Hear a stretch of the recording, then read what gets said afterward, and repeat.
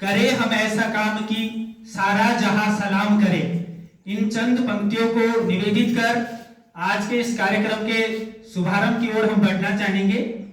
प्यारे छात्रों, जैसे कि आप सभी को विदित है कि समय समय पर हमारे प्रेरणा के प्लेटफॉर्म पर विभिन्न मोटिवेशनल सेशन और तमाम करियर काउंसलिंग संबंधी जो सेशन है वह भी हमारे संस्थान की कार्रवाई का एक अभिन्न अंग है, एक अभिन्न हिस्सा है। और इसी क्रम में जिनके भगीरथ प्रयासों से और जिनके कुशल नेतृत्व में हमारे प्रेरणा नामक इस पूरी पहल के अनुष्ठान की जो ज्योति है, जो प्रज्वलित हुई है और प्रज्वलित हो रही है, ऐसे हमारे कुशल प्रशासन की सशक्त हस्ताक्षर जिलाधिकारी मैम हमारे बीच मौजूद है। मैं सर्वप्रथम अपने पूरे प्रेरणा परिवार की ओर से और आप सभी छात्रों की ओर से मैम का हार्दिक स्वागत, अभिनंदन व आभार प्रकट करना चाहूंगा। और के साथ साथ एब्स्ट्रैक्ट चीजें भी बहुत जरूरी होती है। This is a very very good example. और मैं आपको बहुत क्लियरली बता दूं कि आप अकेले नहीं है जो ये फेस कर रहे हैं, ये सबके साथ हो रहा होगा और मेरे साथ खुद भी हुआ है। कई बार बहुत ऐसी टाइप का लगता है कि यार मैं क्यों ही कर रही हूँ। मेरे जैसे मैंने बीटेक किया, उसके बाद मेरी जॉब भी हो गई थी, फिर मैंने इसको छोड़ दिया एंड देन आई थॉट कि नहीं हम प्रिपरेशन करेंगे। तो उस समय भी कई बार लगता है कि मतलब बाकी लोग तो कर पा रहे हैं और मैंने छोड़ दिया, पता नहीं I made the right decision और नॉट। तो कई बार डिमोटिवेशन आने लग जाती है और ये भी लगने लग जाता है। लेकिन आपको फिर अपने आप को यही समझाना है कि I am here by choice not by chance. मतलब ऐसा नहीं है कि आपको कुछ नहीं मिल रहा था इसलिए आप करने लग गए, ऐसा नहीं है। You have decided, you have deliberately chosen कि मुझे यही करना है, इसलिए आप ये कर रहे हैं। तो पहला चीज तो यही है कि आपको उस तरीके से एक तो डिमोटिवेट नहीं होना है। और दूसरा जो ये टाइम वेस्टेज वाली चीज है, ये मेरे साथ भी बहुत होती थी कि कई बार हम लोग पढ़ रहे होते हैं और इतना ज्यादा पढ़ रहे होते हैं कि लगता है कि कुछ जा ही नहीं रहे दिमाग में। तो मेरे parents luckily they used to support me a lot मेरे प्रिपरेशन में। तो मेरे फादर बहुत ही अच्छे से ये मुझे एक्सप्लेन किया करते थे कि जो हमारा दिमाग होता है वो it can not absorb everything at the same efficiency all the time. तो उसका एक पीक एंड प्लेट्यू वाला एक साइकिल चलता रहता है दिमाग का। तो हमारा कई बार वो अच्छे से पीक पे होता है तो एफिशिएंटली सब चीजें एब्जॉर्ब कर रहा होता है। फिर कभी कभी उसका भी एक फटीग आ जाता है, उसका एक प्लेट्यू आ जाता है जब थोड़ी देर के लिए शायद हमारे अंदर नहीं जा रही होती वो चीजें।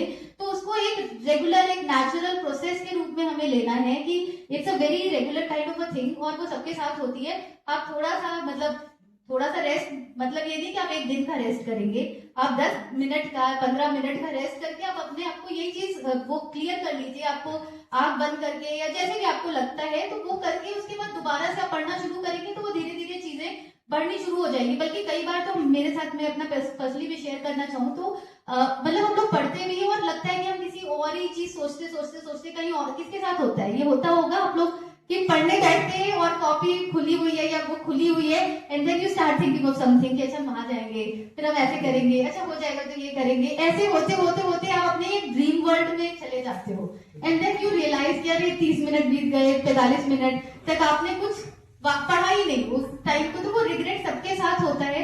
तो आई थिंक आप सही ढंग से पढ़ रहे हो और आप बहुत सीरियस कैंडिडेट हैं शायद, इसीलिए वो चीज हो रही है। तो आई वुड जस्ट रिक्वेस्ट कि आप इसको एक नेचुरल साइकिल मान के, और कई सारी चीजें मोटिवेशन में मेरे ख्याल से हेल्प करती है। एक चीज मैं ये भी करती थी कि कुछ मोटिवेशनल सॉन्ग सुन लेती थी। दैट यूज्ड टू बी मेरा काफी मोटिवेटिंग सा हो जाता था। जैसे लक्ष्य का गाना मैं बहुत सुनती थी, लक्ष्य तो हर हाल में पाना है। तो उसके बीट्स एंड ऑल ठीक है, वो मैं ये नहीं कहूंगी वो बहुत लॉन्ग लास्टिंग मोटिवेशन देगा, मैं ये भी नहीं कहूंगी, क्योंकि वो आपका 2-4 घंटे, एक दिन ही वो ठहरता है मोटिवेशन। तो अल्टीमेटली, या फिर स्लोगन्स लगाना भी मैंने देखा है कई बच्चे करते तो मैं भी करती थी कि ये करना है, कुछ स्लोगन लगा लिया, फिर वो स्लोगन इतने दिन तक लगा रह जाता है कि उसकी शायद वैल्यू, उसकी शेल्फ लाइफ खत्म हो जाती है। बट वो सारी चीजें आप ट्राई कर सकते हैं, ये अलग अलग लोगों पे अलग अलग ही वर्क करेगा। और हमें कोशिश यही करनी है कि हम अपनी मोटिवेशन को अपने डिसिप्लिन में ला दें कि पढ़ने का मन करे या मत करे, मुझे तो पढ़ना ही है। तो वो आप 10-20 मिनट का ये एक ब्रेक लेकर मेरे ख्याल से मेरा काफी कुछ वापस आ जाता था।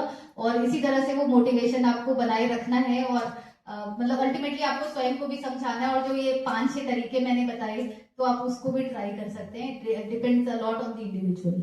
और कोई कुछ? Ma'am good evening. मैम मैं कई बार मैंने देखा कि मैं पढ़ते पढ़ते जो है मेरी मेंटल स्थिति जो है, मैं पढ़ता कुछ और हूँ लेकिन कॉपी में लिख और देता हूँ, भले कोई सा भी एग्जाम हो। तो मैं जानना चाह रहा था कि हम अपनी मेंटल हेल्थ को भी कैसे अच्छा रख सके और एग्जाम में कैसे अच्छा लिख सके।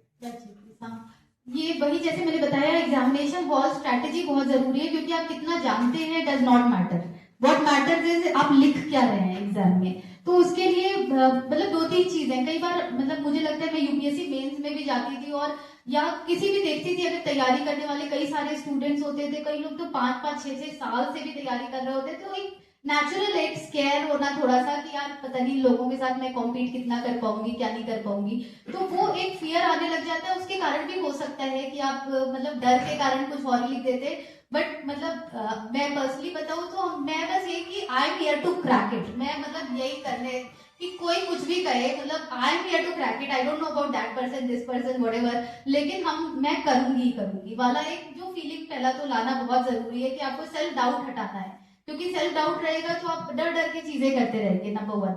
नंबर 2, ये जो आपने बताया कि कुछ और पूछा जाता है, कुछ और ही लिख देते हैं, राइट?